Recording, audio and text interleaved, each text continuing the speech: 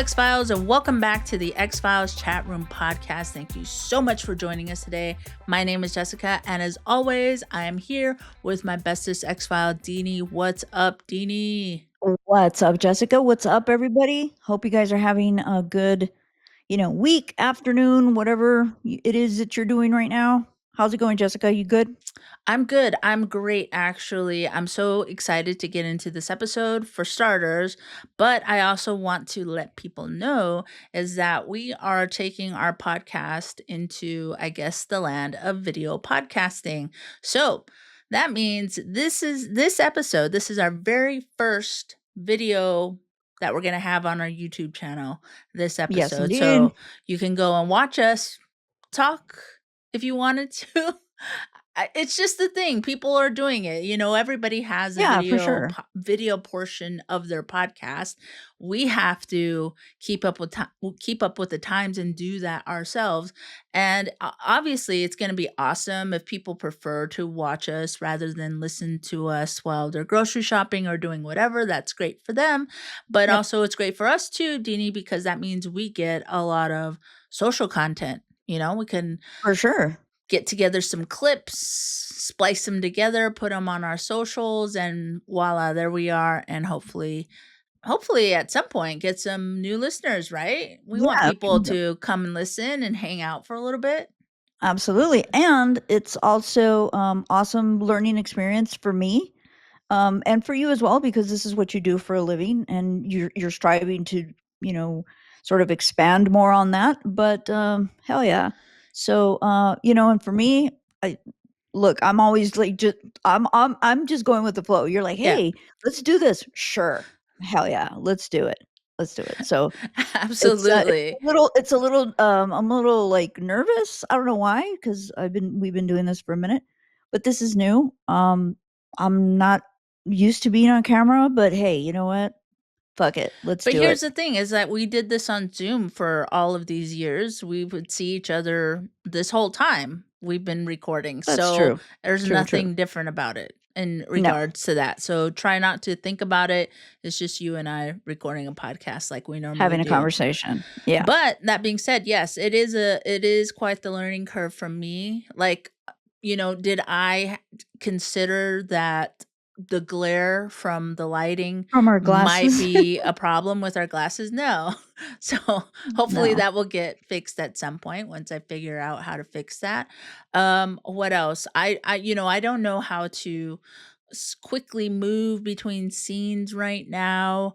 That is something I'll get faster at. But yes, this is such a big thing for me because I'm trying to learn this stuff because I like this and I want to take Yeah. it to my current job because we do podcasts there. I want to take it there and but first I got to learn it here, you know what I mean? So Yeah, for sure. For sure. so bear with us. Eventually it'll get better. It'll get better. It'll get better. Slowly though, because lighting equipment and camera equipment is like so expensive. But totally. Speaking of lighting, I'm looking a little darker over here, but we should be fine. We should be Try all right. not to move your camera because if you move your camera, then I have to go readjust all the things that I've adjusted because I've Okay. adjusted. Don't move. Okay. Not gonna move. Okay. So let's move on with the show. All right, Dini. So our previous episode was Nothing Lasts Forever. What are your thoughts and feelings about that? Any kind of lingering stuff going on with you? It just really got to me, which is weird because I'm such a body horror, gory person, fan of that sort of genre. It grossed me out more than I expected it to. And I really don't see myself revisiting this episode anytime soon. So what about you?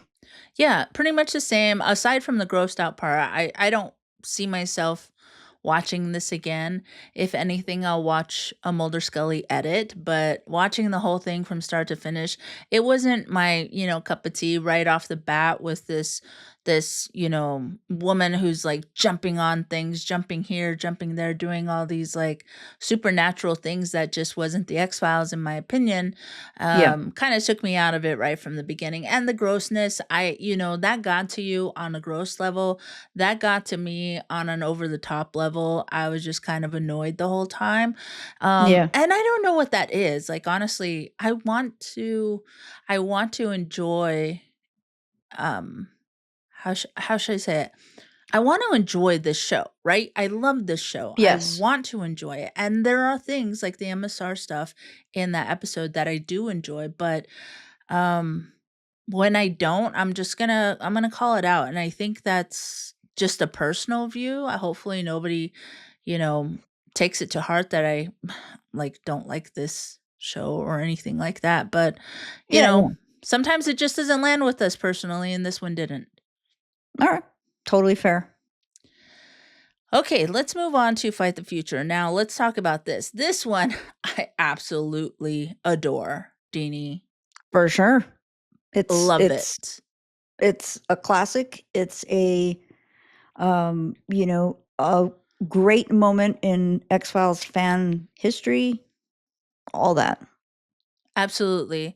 So, of course, we're talking about Fight the Future, the movie. This is the first X Files movie. Now, what we're going to do is we're going to split this up into two parts. So, for this episode that you're listening to right now, we're going to go over our top 5 moments for the first part of this episode. And next week, we will give you our top 5 moments from the second part of the episode. The episode. I keep saying the episode. The The movie, the film. movie, the The film. movie. Yes, yes, Yep. yes, yes. All right, so with that being said, let's move into the info block. All right, guys. So we got the X Files Fight the Future. The US release date for this was June 19th, 1998. This screenplay was by Chris Carter, story by Chris Carter and Frank Spotnitz. And of course, it was directed by the one and only Rob Bowman. Kind of side eye at Rob Bowman these days after watching Trevor and listening to his comments about Yes. that. A little bit Mhm. of a side eye, but it is what it is. All right, Yep. let's move on to where this episode takes place. This episode takes place in North Texas, that is the ancestral homelands of Comanche, Kickapoo, Kiowa, and Dallas, Texas, which is Jumanos, Wichita, Kickapoo, Tawakoni, and also in Washington, D.C., which is the ancestral homelands of Piscataway and Anacostan. And of course, we find this information on native-land.ca. All right, Awesome. Deanie, things in the news. The Chicago Bulls defeat the Utah Jazz 87-86 in Game 6 of the NBA Finals, securing their sixth championship in 8 years. Michael Jordan wins MVP for the third consecutive time. What a time to be a Bulls fan. What a time to be a Michael Jordan fan, a basketball fan. Awesome. Yeah, I remember that game.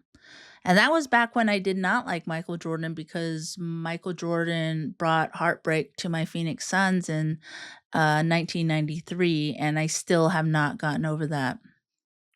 Interesting. All right. So on June 15th, the North Atlantic Treaty Organization, NATO, dispatched nearly 100 jets to patrol the skies near Serbia as a show of force amid rising tensions in Kosovo. The Yes, Kosovo indeed. War was armed conflict in 1998 to 99 between Kosovo Liberation Army and the Federal Republic of Yugoslavia, which ended when NATO launched an air campaign against Yugoslavia to stop the violence and ethnic cleansing against Kosovar Albanians. Yep. History has a way of unfortunately repeating itself, and as human beings, we still haven't learned, have we? Like it's never a good thing when we're killing each other. Just it's terrible. It's awful. Yep, totally awful. June 16th, the American Film Institute announces its list of the top 100 films of all time during a primetime broadcast on CBS. Citizen Kane takes the top honor with Casablanca, The Godfather, Gone with the Wind, Lawrence of Arabia, and The Wizard of Oz following. The AFI asked more than 1,500 screenwriters, directors, and critics, as well as President Clinton and Vice President Gore, to pick the 100 best films of all time from a list of 400 nominees. Nice, nice. Well, I'm gonna say right away, I've only seen 2 of the ones that you've mentioned, and I went over the list, so I'm like at maybe 30 out of 100. So, um, yeah, I love The Godfather. It's one of my favorites. What about you? Do you have anyone that's mentioned there, or did you get a chance to look at that list and you're like, hell yeah, Oh, no, I didn't love look this at the film? list. I did not look Gotcha. at the list. But out of these, I've seen everything except Lawrence of Arabia. Um, Oh, interesting. And Nice. yeah, but that was I mean, I had to take film classes in college, so, like, we watched a Gotcha. lot of these, and Mhm. that was what? I was 18, 19 years old. Psh, I didn't Mhm. understand anything about nothing, so, like, Yes. Yeah. right Yeah. over my head, but Yeah. absolutely. The Godfather's classic, I think that one stands out to me the most just because it is talked about often on a daily basis in, pop culture, and I'm sure For amongst the sure. water cooler still, you know? For sure. For sure. And then The Wizard of Oz, of course, which, right now as we're recording this episode of the Wicked Part 2, it's coming out, so it's all sort of um, connected. What? Well, The Just Wizard of just Oz, yeah, it's all connected in the sense of The Wizard of Oz, and then now we have Wicked, and so through film, the storytelling, it's sorta all connected too. And we gotta wait and see. I don't know if Wicked will ever make a list of, maybe 100 greatest films of all time later down the road, who knows? But, yeah, I love movies, but unfortunately, I haven't seen all of them. Maybe, I'll get a chance to check them all out. yeah, for sure. All right. June 17th, Jonathan Norman, 31, who was convicted in March of stalking director Steven Spielberg and his family, is sentenced to 25 years to life in prison. Norman allegedly planned to handcuff and sexually assault Spielberg. Wow. I, My goodness, man, I, these freaking stalkers. Holy I don't shit. remember that at all. I don't remember that either, but again, this was pre-social media, pre all that stuff, so pretty sure if that happened now, it would be all over the place, but back in Really the day, scary. very scary. Yep. June 20th, Lisa Leslie of the Los Angeles Sparks made WNBA history by setting two records in one night during a home game against the New York Liberty at the Great Western Forum. Most rebounds in a single game, she grabbed 21, setting the new WNBA single game record at the time. Most rebounds in a half, she also pulled down 14 rebounds in the first half alone, which was another league record. Go Lisa Leslie. Yeah, the WNBA is hot right now. Even though they're Yeah, in the off season right now, it's still the talk of the town. yeah, still popping. All right. Things popular at the time movie wise: The X Files Fight the Future, Mulan, and The Truman Show. A pluses to all three of those movies. For sure. I saw The Truman Show probably around the time it came out, and I never revisited it, but I do remember it. Mulan loved, and of course, the number one, or of course, dear to my heart. TV wise, we have Dateline, Seinfeld, and Just Shoot Me.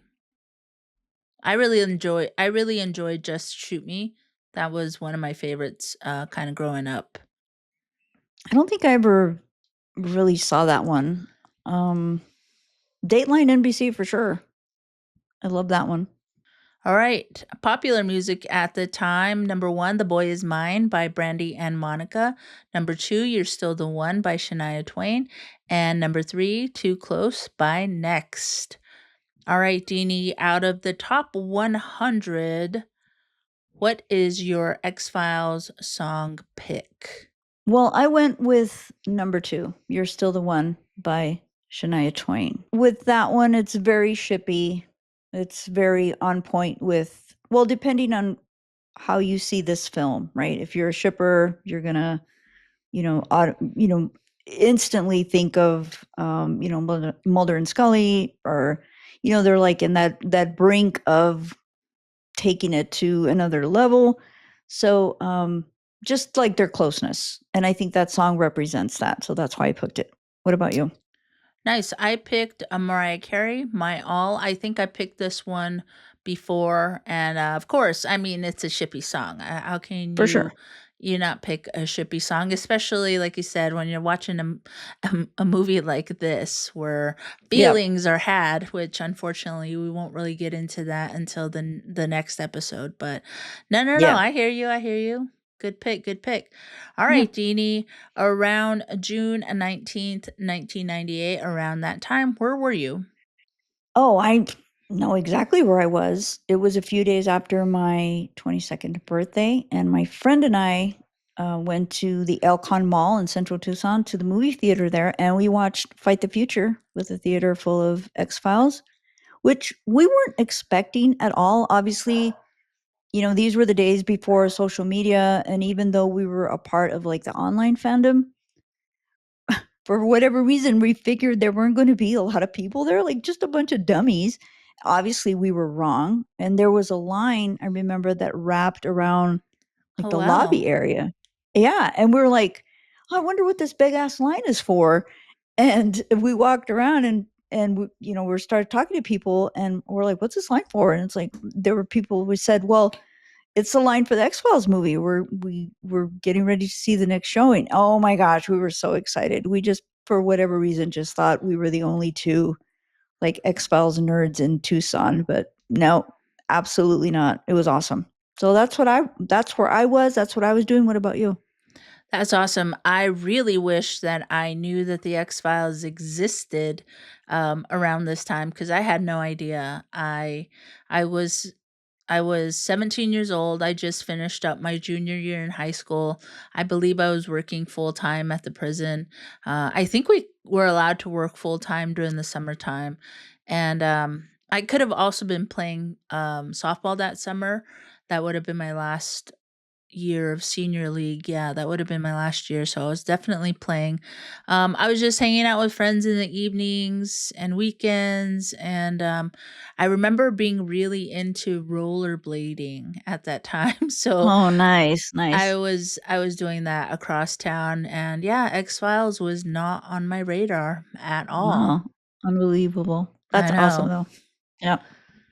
All right, let's move on to this synopsis. Why don't we?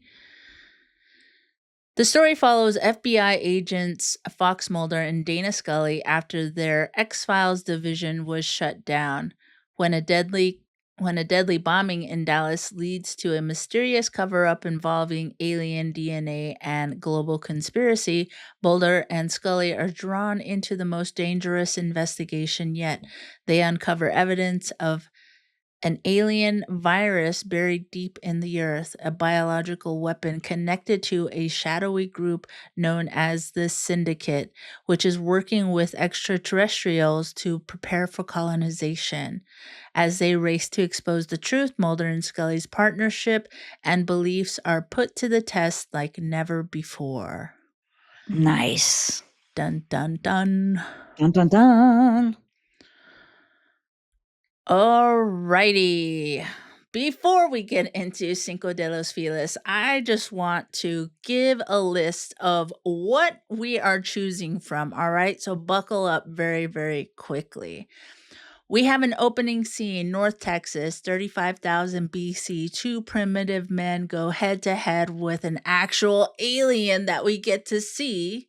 Yes. A scary one, not like a sweet-looking No, no, no, a Jose scary one. Chung chilling, smoking a cig. No. A kid in more present times falling into a hole in the same exact Texas desert and getting infected with black oil. The infamous "What about my men?" line, rescue slash cover up. David, Gillian, Mulder, Scully on screen for the first time. You had me big time. Mulder finding the bomb, Scully yelling, "Pick up that phone and make it happen." The explosion, the office of professional review. Skinner being Skinner. Scully telling Mulder she's quitting. What? And then we also have drunk Mulder. Mulder meeting Kurzweil Yes. and Kurzweil revealing the bombing conspiracy. Scully accusing Mulder of a booty call. Basically, the Basically, yeah. CSM reveal, the growing alien, the vaccine, the military base, the secret autopsy, FEMA, the secret government, Dallas, the alien Yes, attack on yes. Brunswick, the syndicate meeting, door to door salesman, two options, one of them's wrong, and unmarked tanker trucks on the tracks. I mean, we have to pull a top 5 from all of that, Dini. From all of that. That's All of that. impossible. It is. It was really freaking hard. I every wanted I every wanted to moment that cheat. came along was just like better, great, wonderful, Absolutely. and it was so difficult. But how did you want to cheat? I just wanted to say, my number one pick is like 40 minutes in. So we're just gonna do that now. But I obviously, and I'm being silly. I knew I wasn't able to do that, but it's so good, dude. It's so good.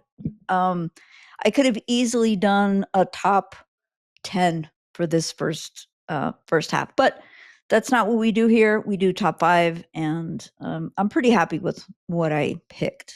But All that right, doesn't mean that I didn't love everything else about it, for sure. absolutely. All right, Cinco de los Files. It is top 5 from the files, and starting us off, Dini, is you with your number 5. What is it? My number 5, From Cavemen to Stevie, and this is the cold open, basically. That's actually also my number 5. Okay, All right. so I'll go. We open in North Texas, 35,000 BC, and we see like two prehistoric humans. They're following some strange looking tracks into a cave. And as they explore, one of them discovers a frozen body before being attacked by some sort of creature. His buddy rushes in. He realizes that his buddy is totally injured. He's dead, basically, and he like drives it off. They have like a confrontation, and he starts to follow it to track it deeper inside this cave. Then the creature lunges again, and the guy kills it with like a weapon, like a wooden stake kind of thing, and it releases a slick living black oil that slithers across the ground and forces its way into his body as he screams. Then we cut to present day, and a kid named Stevie falls through the ground into the same cave. And while he's like, okay, he's like telling his friends, like, I'm okay. He gets he finds a human's a skull, and he shows it to them. And as he's doing this, and his friends are looking down at him, a puddle of black oil appears, or he appears like he steps on it. And guess what happens? That black oil, it starts to crawl up his leg, under his skin. It looks like his stomach is like it's twisting his insides. He grabs his stomach. He looks up at his friends. His eyes are covered over with this black oil. His friends watch in horror before running away. And we see that this is all happening underneath like this quiet suburban neighborhood in modern day Texas. Um, I picked this moment because I think it was an incredibly memorable opening to this film. It's dark, it's scary, it's intense. And most X Files cold opens are, but seeing it play out on the big screen as I did was just such a fun experience. Yes, it's very familiar. Yes, it's the X Files, but it's like the X Files on steroids. It's bigger, it's louder. Mark Snow's music, fantastic as always. It sets the vibe perfectly because it sets that vibe like, okay, well, y'all better buckle in because this ride is going to get bumpier as we go along.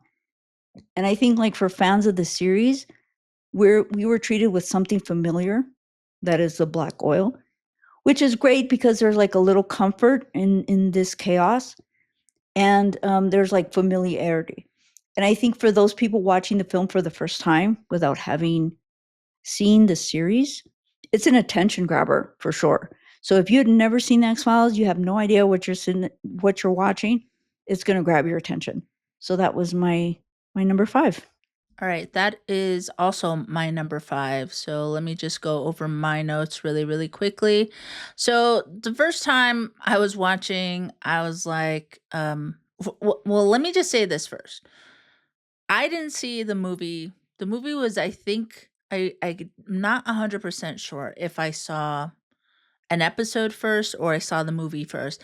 I'm pretty sure I saw the movie first, and I didn't see the Mm, movie until it came out um on VHS in October of that year. So we're in June right now.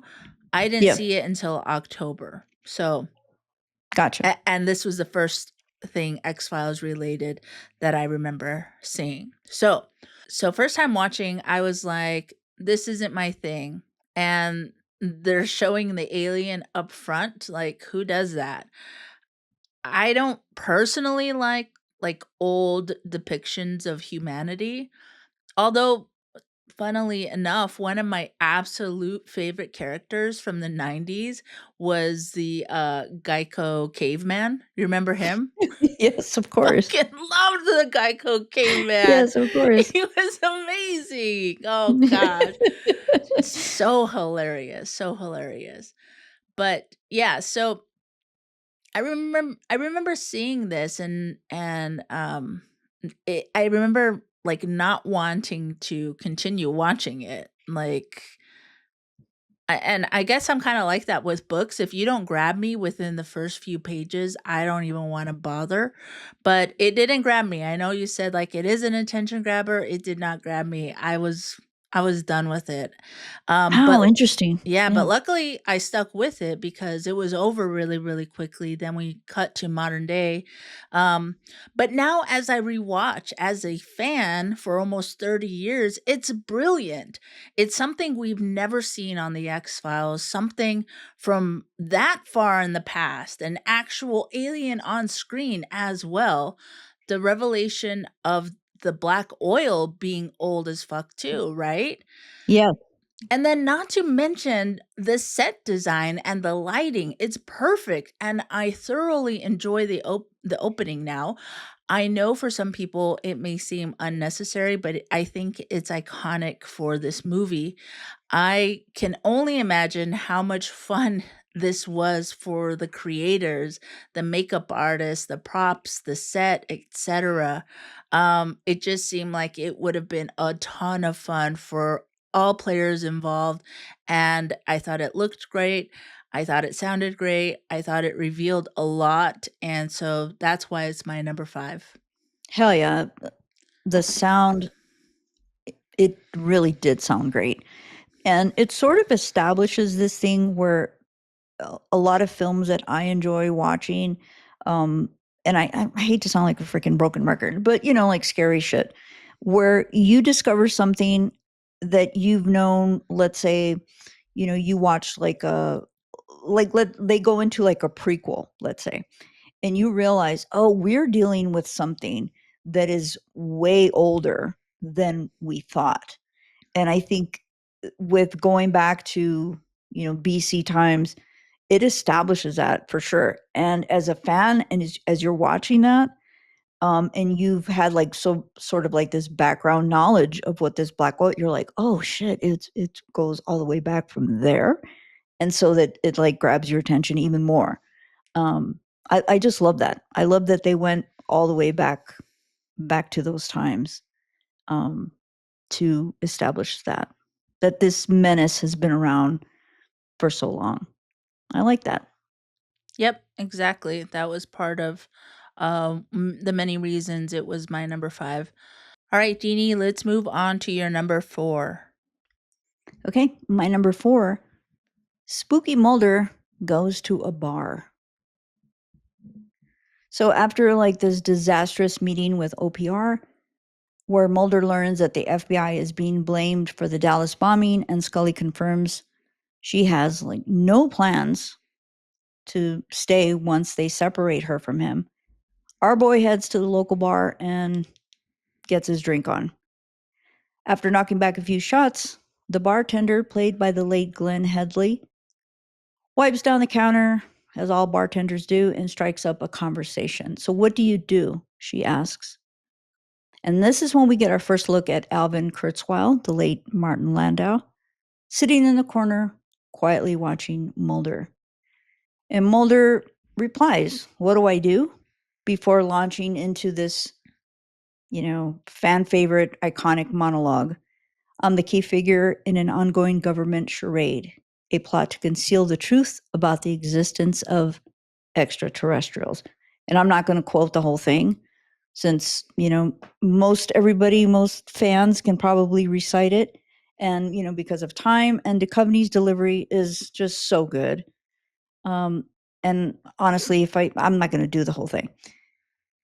But if you haven't seen the film, it's basically Fox Mulder singing the blues. He's talking about who he is. He's an annoyance to his bosses, a joke to his peers, spooky Mulder chasing little green men with a badge in again. The bartender listens. She's like unimpressed and cuts him off. And she's like, "Well, it looks like 86 is your lucky number." Mulder responds, "One is the loneliest number." He pays, he stands up, he steadies himself, and he goes in search of the bathroom. Okay, so I picked this moment because for me, it gives Mulder the chance to self reflect in a way that happens, or should I say, that can happen when you've had like a messed up day, right? You become like this honored guest at your own pity party. Um, and, when you booze it up, it makes things worse. And I've often said this on the pod, Mulder lacks self awareness.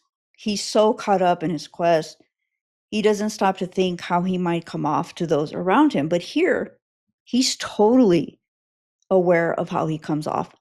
There's a level of self deprecation, that level of humor that comes with this awareness, which I appreciate and I enjoy very much coming from Mulder because, I think David Duchovny plays it so well. So this moment gives fans a scene for David Duchovny to shine on the big screen as Mulder. And it also gives those who are watching for the first time a quick and sort of like this clever way to get some backstory content about who he is, what he's about. And then we also get this introduction to Kurzweil. And I just all around, I thought it's a good scene, memorable. So that was my number 4. Yeah, that was a really, really good scene. I think that, I mean, of course, Sex Files can recite that word for word, the whole entire thing. Yeah, I think this is a really, really good scene. Of course, as Sex Files, we can recite that word for word, right? I think I agree with everything that you said in regards to this is basically David's time to shine and show the people who Mulder really is. But at the same time, it's not often we see Mulder getting shit faced and feeling sorry for Correct. himself. It's not something that we see all the time. And so I think in turn, this was a new kind of view for longtime fans who have been watching this character for 5 seasons see something that we don't often get to see. So I'm sure it was kind of a treat for those fans at the time. Of course, like I said, I hadn't seen this, so this was my first introduction to Mulder. Um, and in my opinion, it was just like, oh, your stereotypical scene of like feeling sad and lonely at a bar and Yeah, having a yeah. couple of drinks and whatnot. Um, but as I grew as a fan and learned more about the character and the backstory of Mulder, it is interesting to see him actually vocalize it, of like how he's the key figure in this charade and how nobody respects him and everybody thinks he's a loon. And basically, that's something that we don't see, and it's nice that he knows it. He knows it. Yeah, I for think sure. he's known it this whole time. It's just Mhm. he had to say that for the audience, for Yes. the new listeners. I'm sorry, the new The new um viewers who are new. viewers. Yeah, just to Yeah, yeah, kind of get. So, definitely. yeah, for sure. It's a good scene. I love it. All right, let's move on to my number 4. My number 4 is Kurzweil and Mulder meet in the shadows, and this is their second encounter. Mulder leaves Kurzweil's condo after learning that he's under investigation for child pornography. Kurzweil is standing around the corner in a little nook between buildings. He calls Mulder over and is like, "See this BS? Someone knows I'm talking to you." "What is it this time?" he asks. "Kitty porn, sexual battery of a patient." Mulder's like, all right, so they want to discredit you. Why?" And Kurzweil comes in a little too strong. He's like, "'Cause I'm a dangerous man, because I know too much about the truth." Mulder mentions the books that Kurzweil writes, and this excites Kurzweil.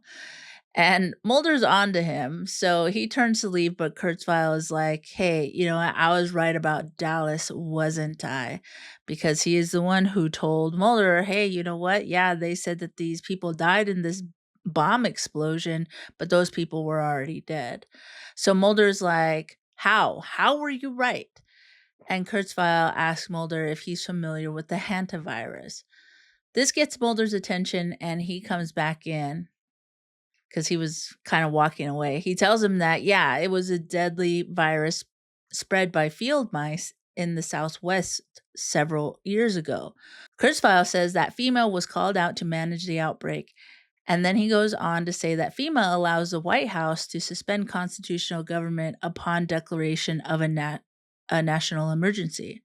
He implores Mulder to think, what is an agency with such broad sweeping power doing managing a small viral outbreak in suburban Texas? Mulder is reading what he's putting down, or so he thinks he is. He says, "You're saying it wasn't such a small outbreak." Kurzweil's like, "No, I'm saying it wasn't the hantavirus." Dun dun dun. Just then, a cop rolls by, forcing them deeper into like this dark area. Mulder wants to know what it was. Kurzweil says that when he and Mulder's dad were in the military, they were recruited for a project, biological warfare, a virus. Mulder asks again, what killed those men? Kurzweil says that what killed them he won't even write about. He says there is no context for what killed those men or any appreciation of the scale in which it'll be unleashed in the future. A plague? Mulder asks. A plague to end all plagues, Agent Mulder. A silent weapon for a quiet war, the systematic release of an indiscriminate organism, for which the men who will bring it on still have no cure. He continues saying that they've been working on it for 50 years while the rest of the world's been fighting. These men have been secretly negotiating a planned Armageddon. Mulder is locked in on this. Negotiating with whom, he asks. Kurzweil says, I think you know. He continues, the timetable has been set. It will happen on a holiday when people are away from their homes. The president will declare a state of emergency, at which time all government, all federal agencies will come under the power of the Federal Emergency Management Agency, FEMA, the secret government. That might have been a little too much for Mulder because his response is, they call me paranoid. Kurzweil is like, go back to Dallas, Agent Mulder, and dig, or we're going to find out along with the rest of the country when it's too late. Mulder looks like he wants to throw up. So, why did this make my list?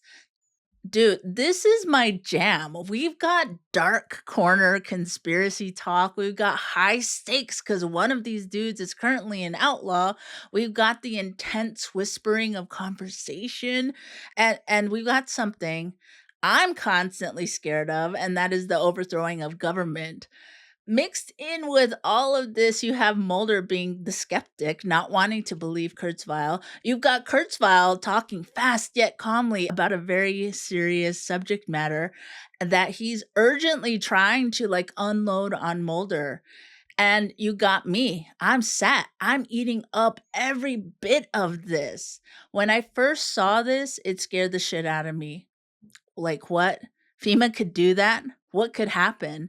And today I have the same gut punch of, "Oh my god, is this a possibility?" And while it might not be FEMA directly, just the crumbling of our of our democracy is just really terrifying, honestly. This scene scares the shit out of me, just like it did the first time I watched it. It's something about Landau's delivery of, "No, I'm saying it wasn't the hantavirus." And his whole delivery of like the timetable has been set. It will happen on a holiday when people are away from their homes. The president will declare a state of emergency, at which time all government, all federal agencies will come under the power of the Federal Emergency Management Agency, FEMA, the secret government. Like the cadence, the way he delivers it is just like, oh my gosh, this is so terrifying. He's so serious during the scene. He's not messing around. The delivery is fear inducing and it gets me every single time. It's a great scene, and absolutely Martin Landau nailed it Whew. with his delivery. And he was such an old-time actor, right? Like old school. He knew how to um he just knew how to play to the camera. He just knew how to incite that sort of impending doom on the audience. And it's just a masterclass in acting, at least I think so. And yeah, I think it's really interesting how you see a movie that's almost 30 years old and it can still give you that fear inside, like this can happen. I think especially now with with our political climate, or not just now, I'm going to say within the last 15 years or whatever, um you start to feel that fear, right? Like this can really happen. This is not just ooh something scary in a movie. This can really happen. And it makes you think about when he says, a plague, and he says a plague to end all, like, was that COVID? Like, what, your mind starts 100%. going, Oh, and yeah. it's No, when COVID hit, this scene came to mind because it oh was around the man, holidays.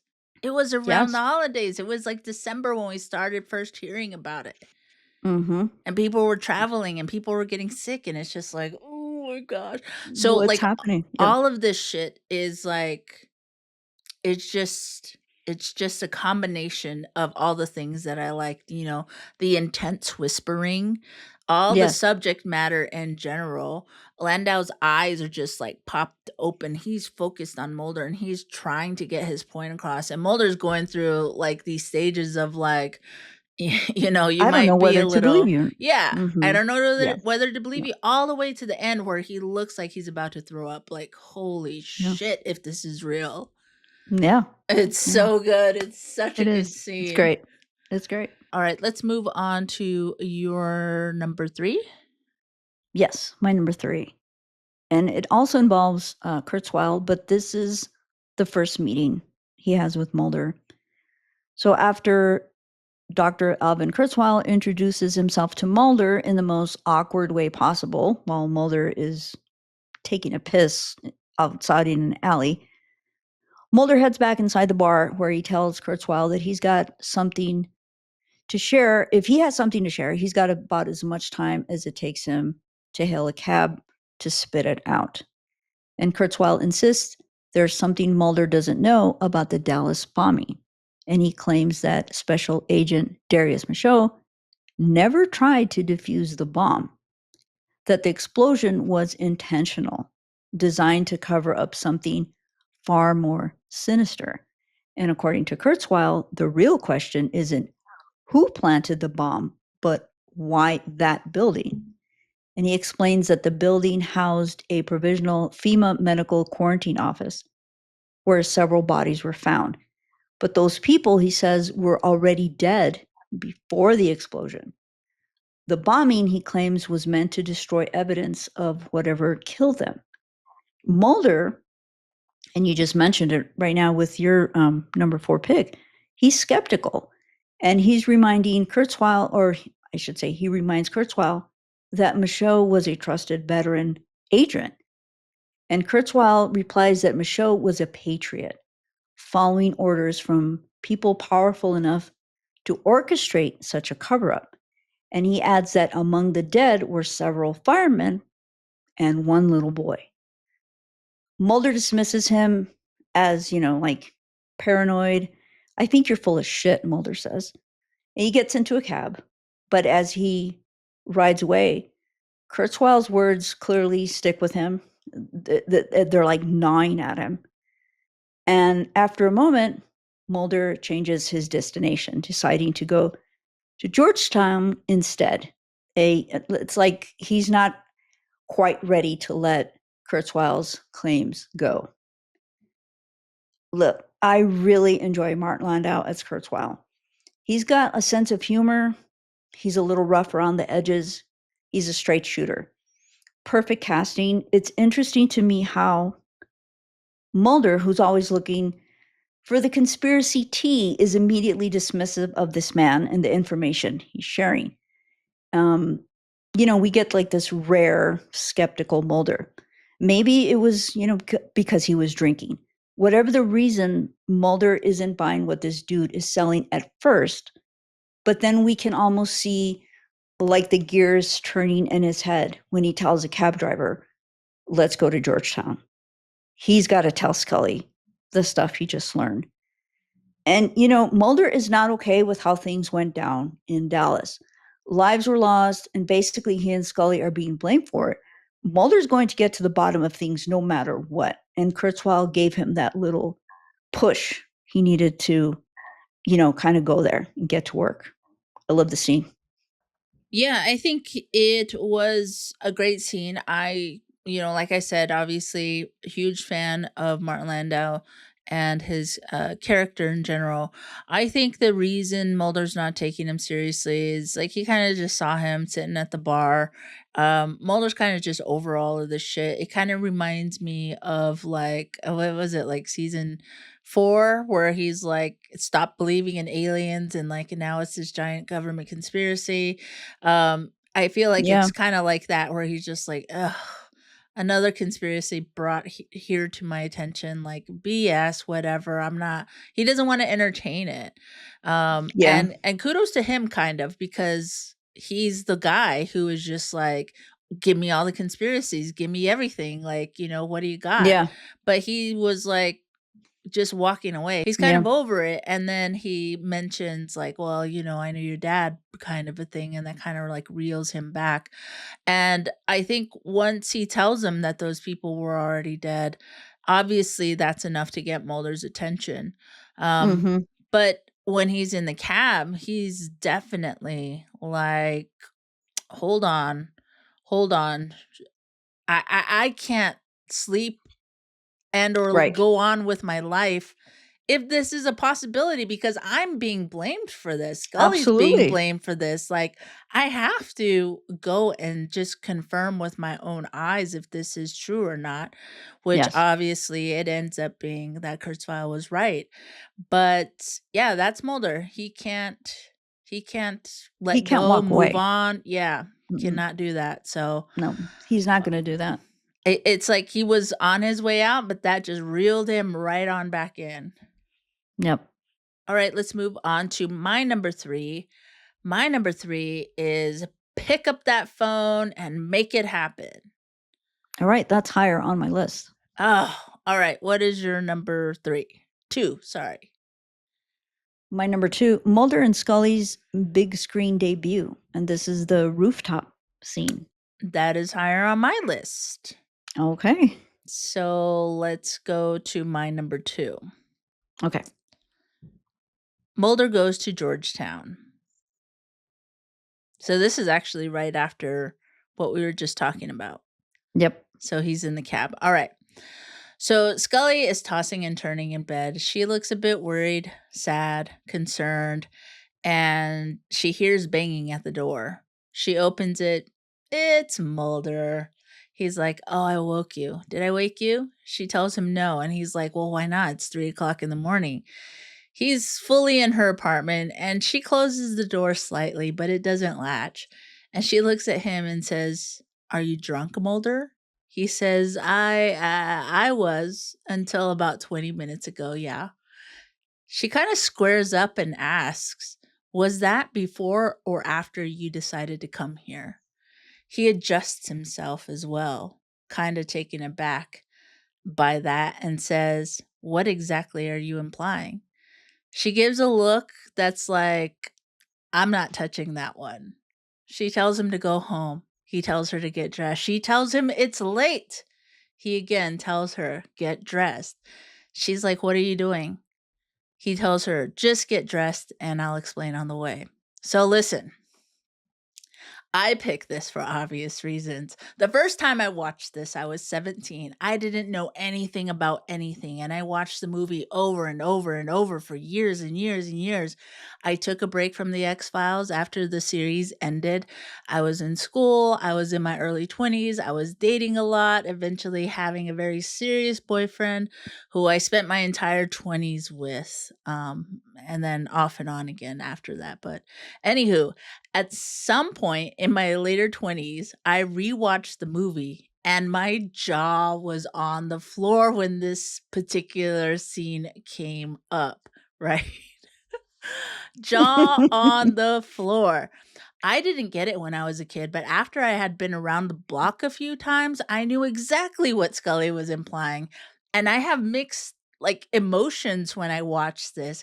It really just honestly depends on the day. Like, you go, Scully, you call that shit out.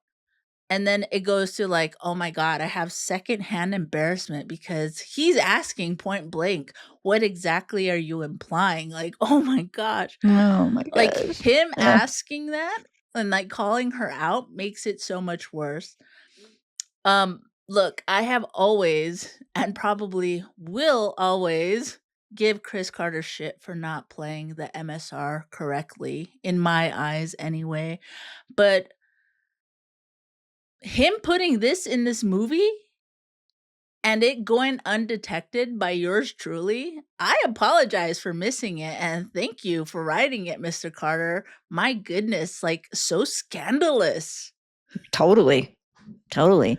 And that comes from, obviously, um, it's heavily implied that Scully's thinking, well, we know what she's thinking, but it had never been addressed like that, or suggested for her to say, because in the series, Mulder comes over all the time, but not drunk, right?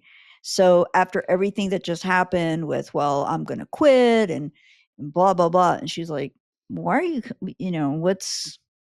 it is scandalous and it's great. It's And scandalous. it's, there was like, when he said, "Well, what are you implying?" There was like this, like this, "Oh, what's going on?" It's good. It's like, "Scully, how are you gonna get out of this one?" He's Yeah, asking you point blank, "What are you implying?" And I'm just like, "What is she gonna say? How do you answer that?" right? And it kind of makes you think. Like, obviously, she couldn't sleep because she's having like this Oh, life-changing thing. But what else was she thinking, Oh, right? she's Like, she's straight up judging him for coming to her house drunk, like she wasn't thinking the same exact thing. Like she totally. wasn't thinking of going over to his place. Shut up, Yep. Scully. Shut Yep. Yep. up. Yep. That's why you're Yeah. awake at 3 o'clock in the morning. You're Yeah. fighting And all of this shit.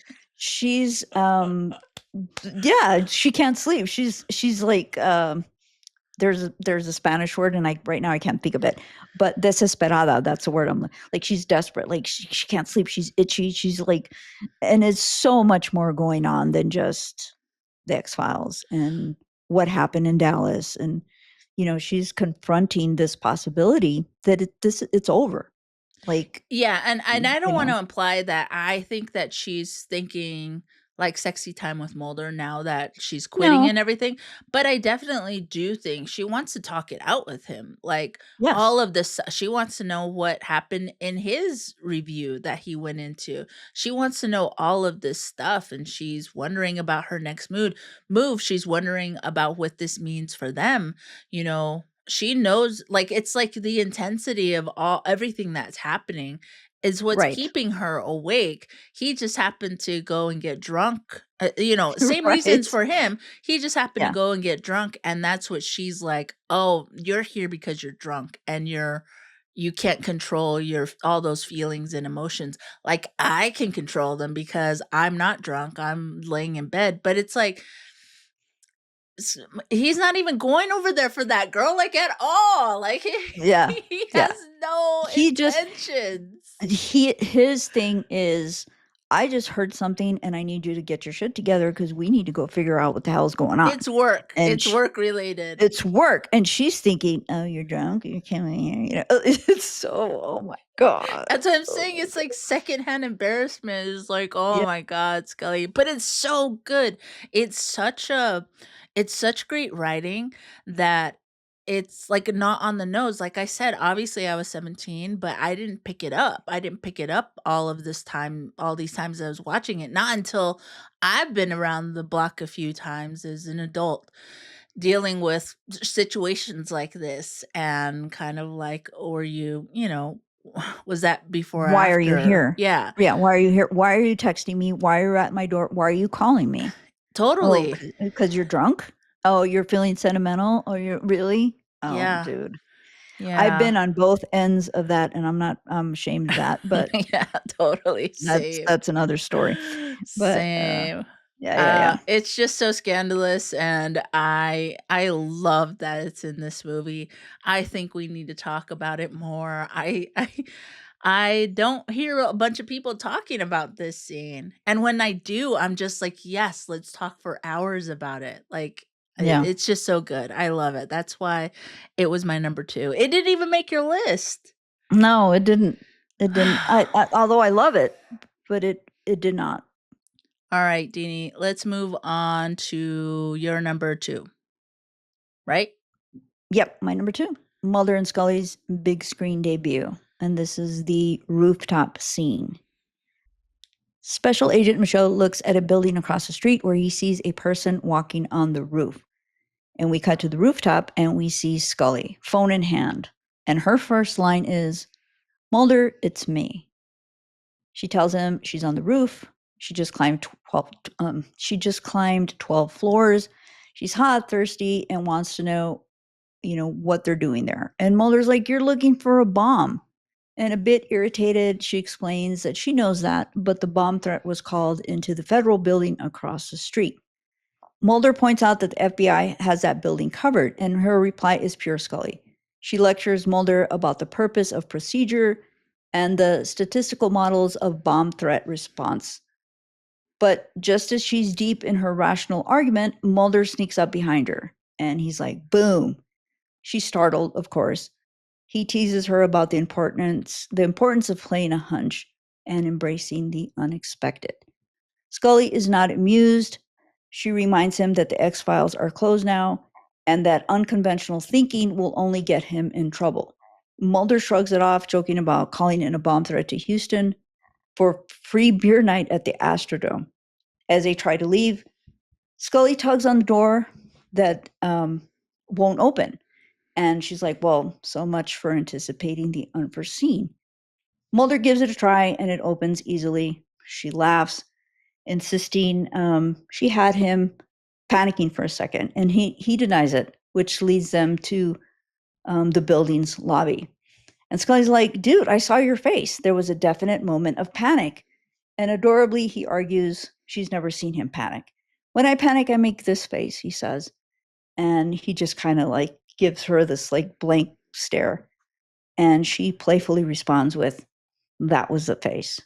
So the reason I picked this moment is because it marks Mulder and Scully's like grand entrance into movie territory.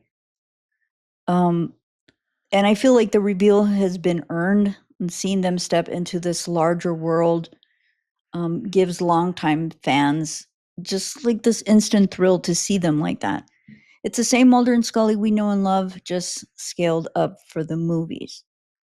And on a totally superficial note, I think Gillian Anderson and David Duchovny looked incredible. The banter is very classic Mulder and Scully. It's sharp, it's playful, and it has that familiar rhythm that has basically defined their relationship. It's affectionate, sarcastic, the boom moment, the back and forth about the panic. uh, it's just adorable. It's very Mulder and Scully. And I think it's the calm before the storm, right? It's this scene that gives us one last breath of everything's chill before it starts to get really dark and really intense. It feels like a love letter to fans, and it's like a reminder of their dynamic before everything gets really dangerous. It grounds us in a way to the as them being partners before the plot just kind of goes forward. And it honestly, it feels like you're just coming home. The scene captures everything that's just great about the X-Files. It's funny, it's warm, it's smart, and there's like this unspoken bond between Mulder and Scully. It's familiar, but it's fresh in the sense that it makes this perfect bridge from TV to film. And that was why I picked it. And that is my number 2. All right, I'm not sure I can get those barks out or not. So, listeners, if you hear something funny, it's That's Dini's Enzo. dog. Sorry. All right, so that actually happens to be my number 1. So, Nice. uh, we kind of got a little bit out of order. That should have been saved for after we've done your number 1. But that's okay. So, this is my number 1 scene, for all the reasons you said, of course, but I picked this scene because it's the first time we're seeing our dynamic duo on screen. They look so beautiful and shiny, sporting their FBI jackets, and you know what? I mean, the hair is perfect, the makeup is perfect, the banter is even better. We've got Scully doing what she does best, questioning Mulder and his gut essentially, saying, they gotta follow the rules. And we got Mulder saying, it's not that simple, basically. You got to think outside the box. Very Scully, very Mulder. And it conveys to the audience very quickly who they are. Mulder is very jokey. Scully is very serious until she isn't. And this isn't something that we often see. Right. Her playing a little prank on Mulder. I had you big time, she smiles and says, and we never get to see this side of them. It's very charming, and it did its job in hooking the audience, and I'm sure old seasoned files were just fucking over the moon about this. Um and it just sets it up because from here on out it gets even better. It gets even better. Absolutely. It's just the beginning. It's like this launch into it's like this launch into it gives you like this little comfort because you see like the familiarity, and there's like there's newness, but it's like this jump into, oh, there's going to be more, so you need to just hold on because there's more to come, and it's going to be awesome. And it Yes, indeed. delivers for sure. Yep. All right, let's move on to your number 1, Dini. Mulder tells Scully he found the bomb. Scully to the rescue. Yep, this was my number 3. So with the X-Files officially closed, Mulder and Scully find themselves on assignment in Dallas investigating a bomb threat at a federal building, which we just talked about. And our favorite duo is checking out the building across the street when Mulder goes to the vending machine room to grab drinks for himself and Scully. But instead, he discovers two things: something's seriously disturbing inside the vending machine, and the fact that he's trapped in the same room with it. He immediately calls Scully. She answers from the front lobby. Scully, I found the bomb, he says. And up to this point, their banter has been light and playful, very naturally. Scully assumes Mulder is joking around, but as his panic rises in his voice, she notices the vending room door has been welded shut, and reality hits fast. Hang on, I'm going to get you out of there, she yells. She sprints into action. We cut to Mulder's signature panic face, and then back to Scully bursting through the lobby doors. She's intense. She's commanding and in full FBI mode. All right, so she shouts orders to security. I need this building cleared in 10 minutes. I need you to call the fire department, and they need to block off a 1 mile radius around the building. And one of the guard questions, 10 minutes, and Scully doesn't miss a beat. Don't think, just pick up the phone and make it happen. She barks. She's already on the move. And as she rushes out, she calls to speak with SAC Michaud because, of course, they've got the wrong building. Look, I picked this moment, made my number one because, first of all, we get Dana Catherine Scully's iconic line, pick up the phone and make it happen. It became like instantly a fan favorite. The second Gillian Anderson delivered it, I still remember the reaction in the theater during my first viewing. The crowd just, everybody just erupted in applause, cheers, the whole thing. That moment felt like a validation for so many of us fans have always seen Scully. She's just a certified badass. Up until then, we'd only experienced her, Scully on the small screen. But to see Gillian Anderson as Scully commanding the big screen like that, it was awesome. And it wasn't just the delivery, it was like what the moment represented. And here we have a female character completely taking charge, the one rushing in to save her male partner instead of the other way around. It flipped a familiar trope on its head, and it did it with confidence, intelligence. And of course, by 1998, we had seen audiences had already seen strong female leads in sci-fi films and action like Ripley, Sarah Connor, you name it. But this is the first time Gillian Anderson as Scully joined that lineup, and seeing her step into that space, just fully owning it on the big screen. It was so much fun and so well deserved. And I think this scene is just a brilliant kickoff because it immediately pulls you in and it sets a tone for the entire film going forward. It's tense. It balances like the, trademark Mulder and Scully chemistry. There's humor, there's panic, there's urgency. It's all there. Plus, this moment sets off the chain of events that drives the rest of the movie. Without it, where would we go, right? Without that, there's no alien conspiracy, no cover up, no journey to the Arctic, no journey to Texas.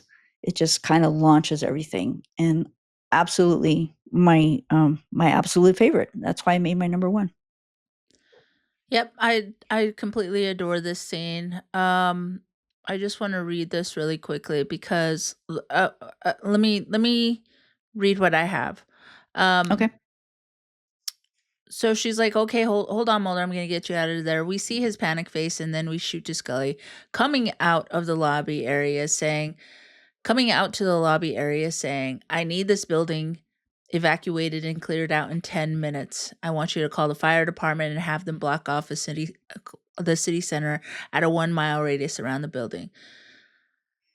She walks past them and she stops dead in her tracks. She turns around and says, "Don't think, just pick up that phone and make it happen."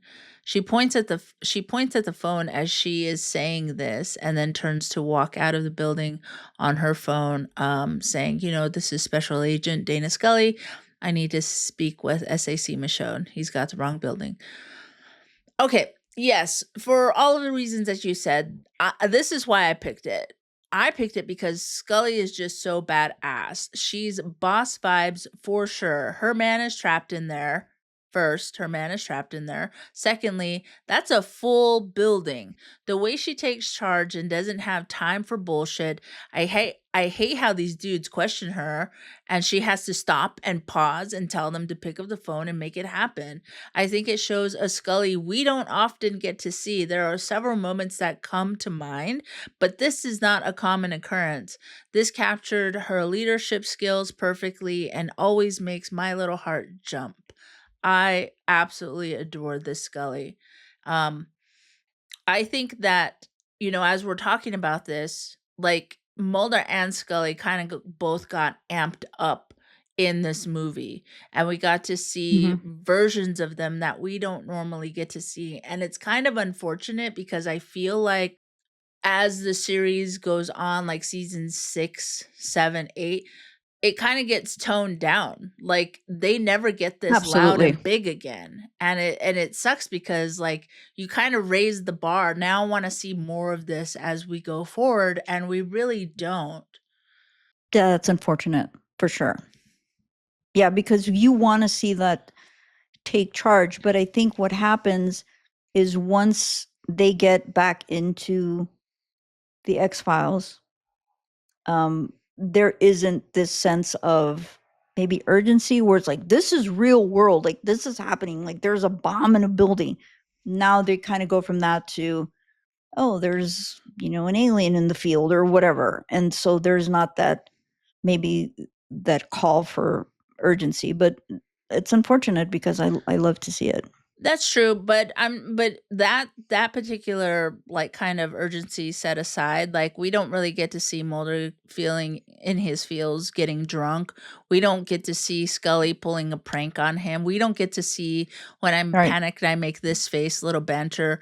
We Yeah, don't get to see, like, Coke, Pepsi, Saline IV, something something sweet. sweet. We don't get to see any of that. We don't get to Yeah, see none of that as the yeah, series goes on, and it's really sad. It makes me so sad, but it also makes this movie stand out because of it. It's just so much fun to freaking watch for because of sure, all of these little scenes. for sure, and I don't think the second film had that same, and I'm not gonna get into it, but I don't think it had that same charm as the first film. Absolutely not. It did It not. was But so but doom and gloom, also but we'll get into it yes, later, and but yeah, also it just the storyline in general and that one wasn't that great.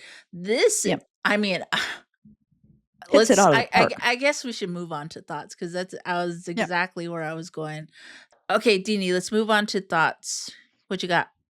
The storyline so far in this half, I think it effectively captures the time when it was released, 1998. The internet, as far as being available in homes across America, was in its beginnings. AOL Online didn't reach its peak until 2000. That's what I have on my notes. When, according to Google, it had around 25 million subscribers. 22% versus 90% now have access to the internet. So we have to consider that when it comes to how we got our news and information from back then. Like Kurzweil didn't shoot Mulder an email or text about his suspicions of conspiracy. Like the dude had to actually go outside and locate Mulder to tell him in person. So the world was very different in 1998. And not only were we experiencing the rise of the internet, but we were also living in a pre 9/11 society where, like, this idea of a federal agent, a couple of firemen, and a kid losing their lives in a terrorist attack was absolutely disturbing, but I think it hit different. And I'm not saying we don't find those things disturbing now, but I think we've been witness to so much horrific violence in the past almost 30 years since a film's release, that sadly I think we've become desensitized to a lot of it as a whole. Now, going back to your pick about Kurzweil being in the alley and talking to Mulder about FEMA, absolutely, that it still scares the shit out of you. And but I think all these years later, it's just different in 2025 than, at least for me, that it hit different now than it did in 1998, because I think fiction has very much become sadly a reality. So as I'm watching this, I still feel that like that little like, oh my god, this is scary. But it's also like, yeah, well, it's kind of like I just said, fiction has sort of become reality. But it's still great. The first half, this whole story is great. But that's what I have on story for my thoughts. What about you? Okay, so my thoughts are basically this. I think this movie is perfection.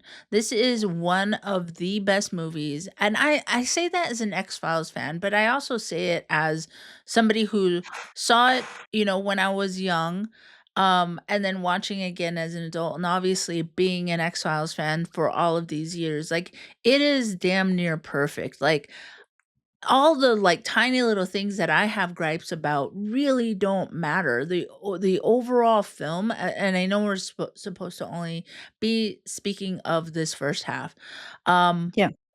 but it's perfection. I freaking love it. It does all these things to me.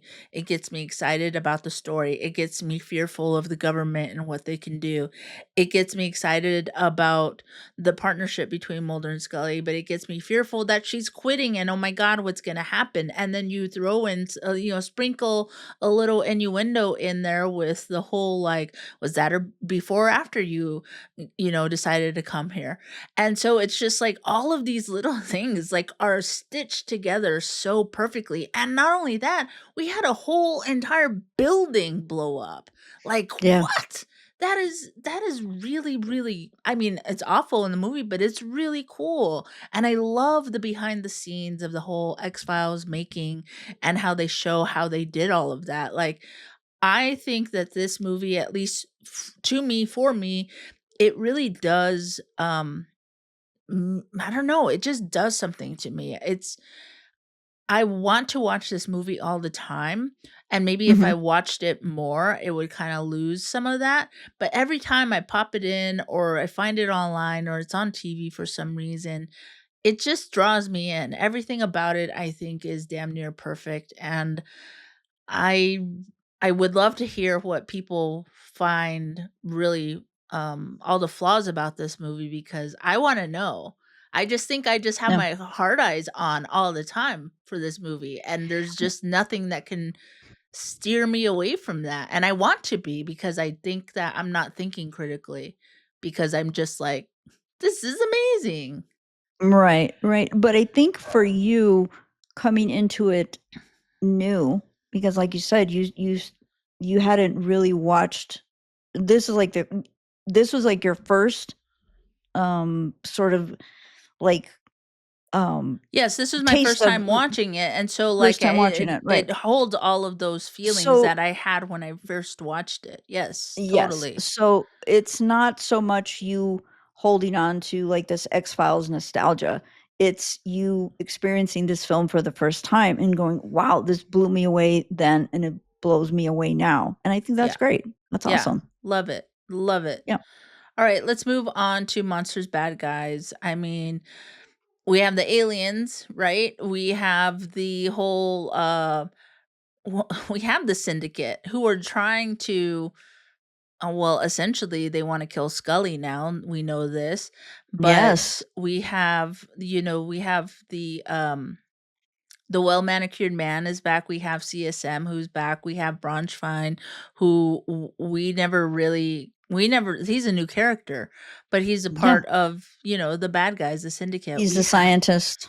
Mm. yeah, and it's And really interesting because it's like it's they're showing us this actual conspiracy happening. They're showing them meeting together. Everything that Kurzweil has said is true, essentially for the most part.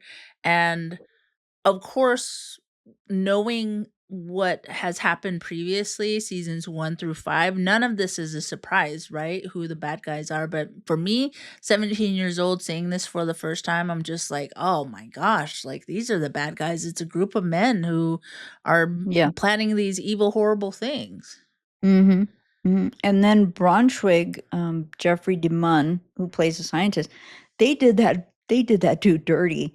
Like, they didn't even try to help him once he got attacked. They just left him down there with, like, this killer ET.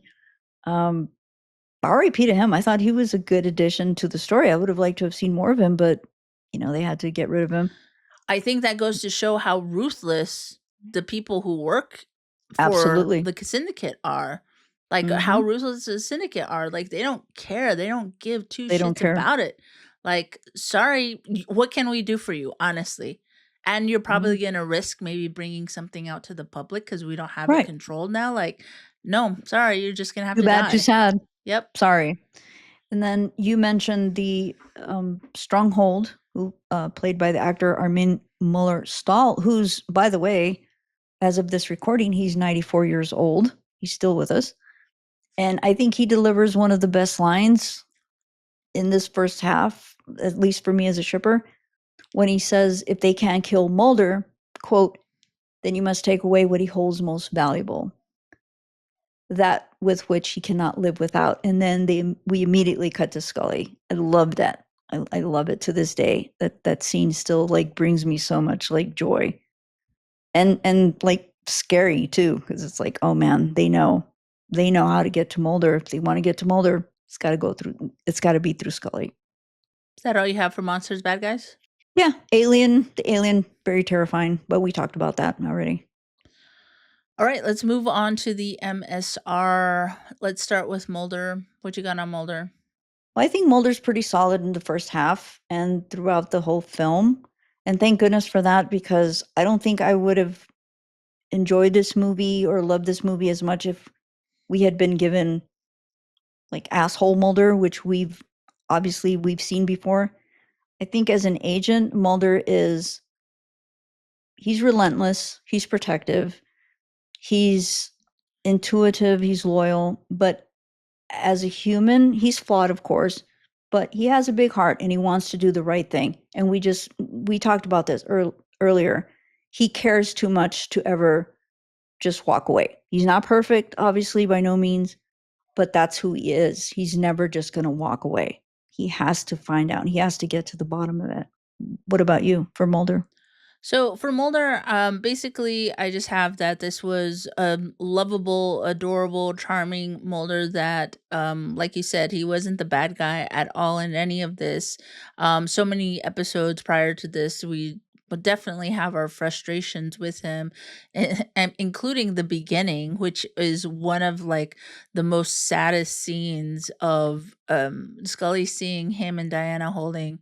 I'm sorry, did I say the beginning? The end, No. where Diana and Mulder are holding hands and Scully sees it and she goes and sulks in her car. And it's Yeah. just like, oh my gosh. So we're leaving something like that, like this tension of where do these two sit exactly? Diana's back in his life.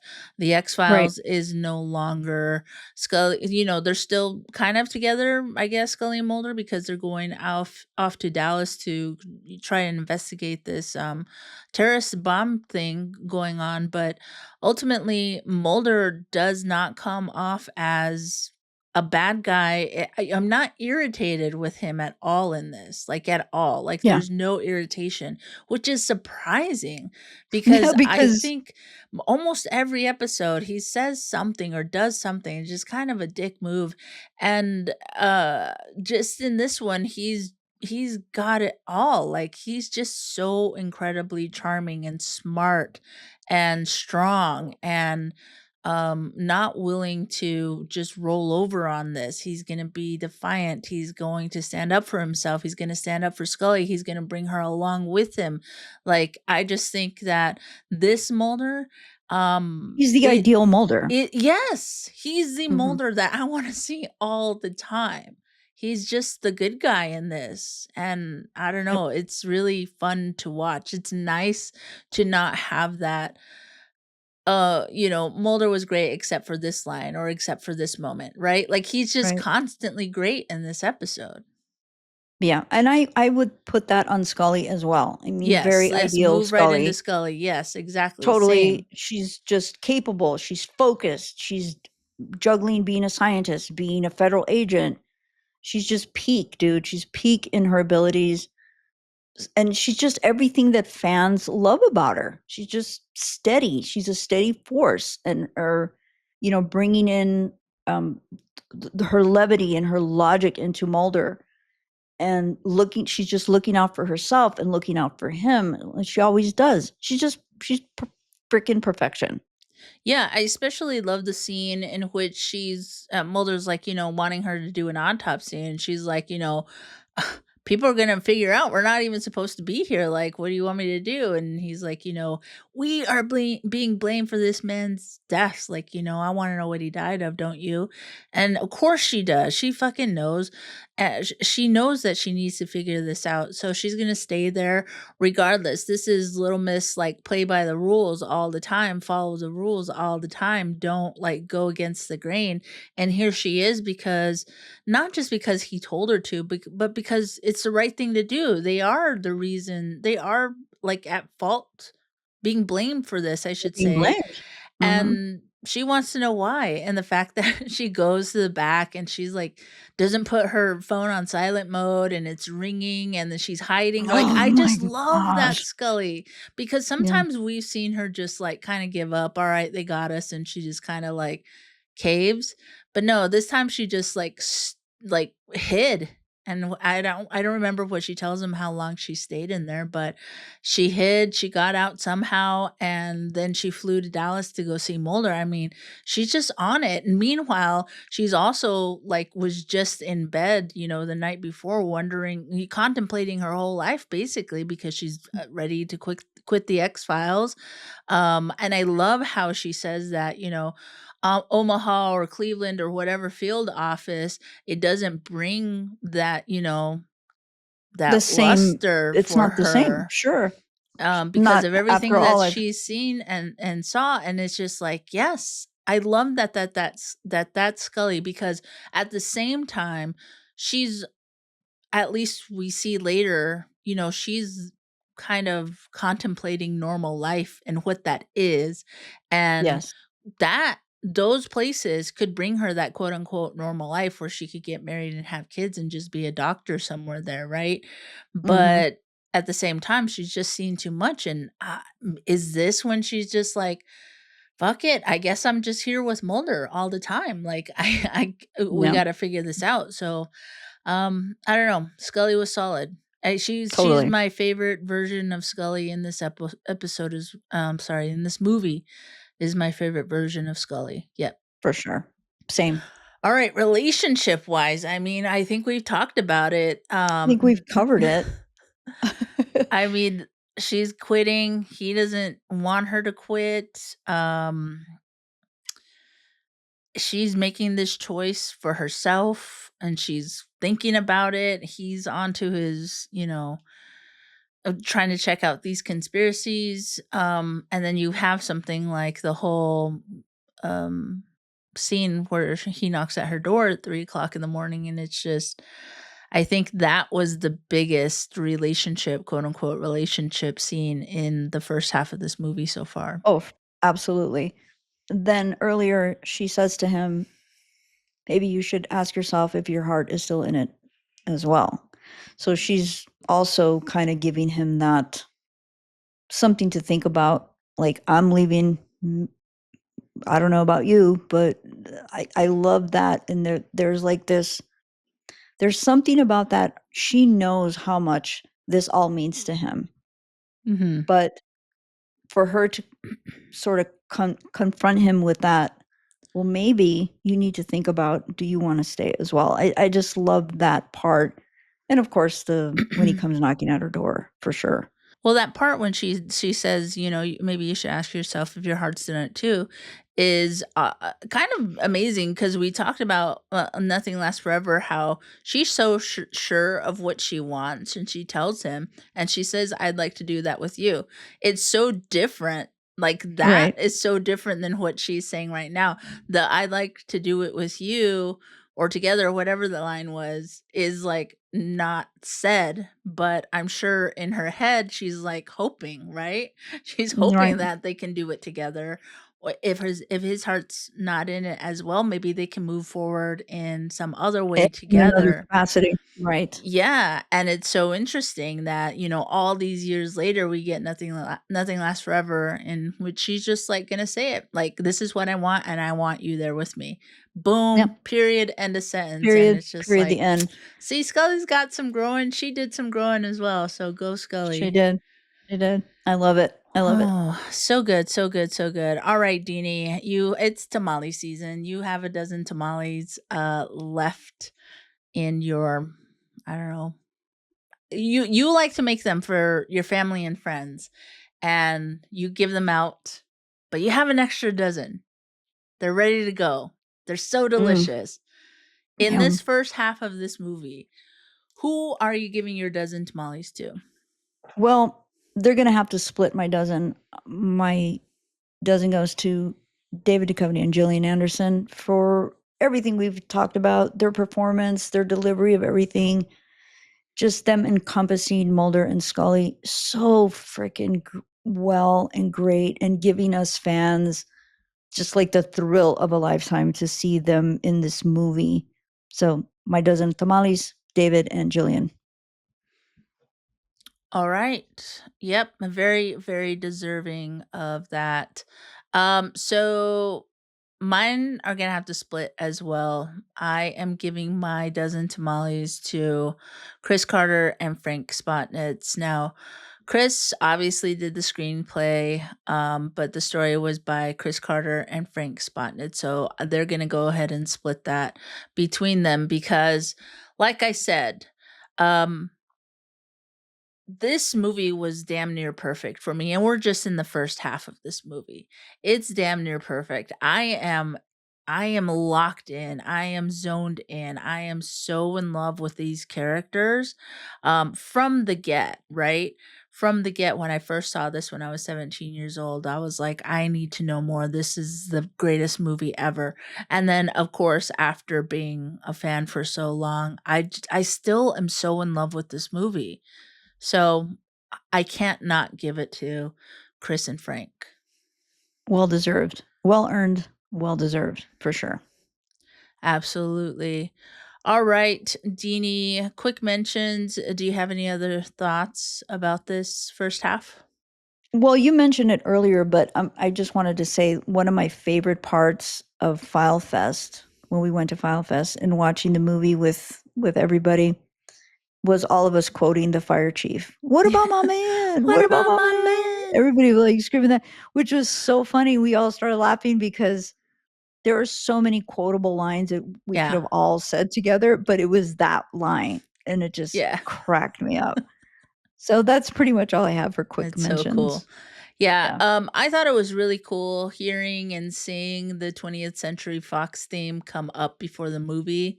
It was just like, dude, this is real. Like, this is big time. X-Files Yep. movie, holy moly. Um, and then one little kind of gripe that I had, or just like maybe you can explain it to me, but like, why didn't anyone try to go down in the hole for that kid? Like, I would've gotten a ladder from, someone's backyard and tried to go down there, like, Right. where was his dad? Like, why was he trying not to, like, rappel down there? I just didn't think that was believable that nobody would go and try to get down there in some way, somehow for that kid. That's right. Because it must have taken a minute for them to realize he was even down there because his friends got scared and they sort of scurried off, right? They ran Well, away. I'm So assuming they went and ev told somebody. eventually, yes. And you would think that they'd be like neighbors, or maybe there were, but because maybe they were monitoring that site and they thought, and as soon as something kind of went down, they were like, they zoomed in there, the government or whatever. Yeah, no, there was already people standing there That's looking. right. So, like, That's right. why aren't you in there trying to get this kid? That's what I didn't understand. But Yeah. all right, guys, that's all we got. We're gonna skip the trivia section of this, and we'll put it in after we conclude part two of this. So awesome, Dini. That was an awesome first half of Fight the Future. super duper happy to be watching this. I'm glad that I don't know, I'm glad we finally got a movie. It took a while. It took a long time. Years. Years. We're like, what, year 4, something like that. So awesome. I'm glad Yep. we got it, and looking forward to talking about part 2. Yep. So hopefully next week we can get part 2 out to you guys. And yeah, thanks for joining us today. We really do appreciate it. As always, you can find us on TikTok, Instagram, Blue Sky at TXF Chat Room Pod. You can send us an email if you wanted to at the X Files. You can send us an email also if you want to the X Files Chat Room Podcast at gmail.com. And that's all I got, Dini. We'll see you guys next week. Bye, everybody. Thank you. Bye.